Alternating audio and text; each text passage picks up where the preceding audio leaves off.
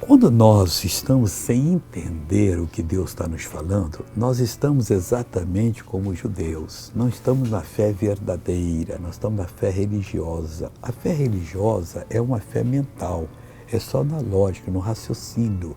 E a fé de Deus, que vem do Senhor, é uma fé espiritual.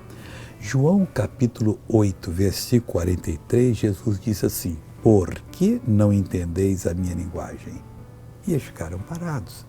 E Jesus falou: por não poderdes ouvir a minha palavra. Só pode ouvir a palavra de Deus a pessoa que se converte. O que ela ouve é uma história, um relato verdadeiro, mas aquela palavra que levanta, que clareia, que lhe dá poder, é só para a pessoa que toma a decisão: eu não vou mais pecar, eu vou buscar a Deus. E leva muito tempo e fala: não, você se arrependeu. Pode prestar atenção que já vai começar a entender a palavra do Senhor. Veja essa pessoa contar de uma benção. Bom, pastor, eu fui atropelada por um carro faz 9 anos. Eu fiquei mal, eu caminhava muito devagar e não tinha força nas mãos. Elas não abriam e meus pés também. E agora?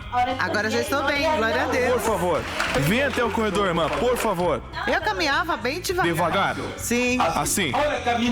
Agora caminhe livre. Olha que coisa linda. Aleluia. Agora eu quero orar com você. Pai, em nome do Senhor Jesus. Obrigado, ó Deus, porque nós podemos entender a palavra que sai da boca do Senhor e que faz um bem tremendo, porque nós já temos condição agora de entender a tua linguagem, porque nós somos teus. Ajuda essa pessoa que hoje está pedindo perdão dos pecados e te aceitando como Salvador.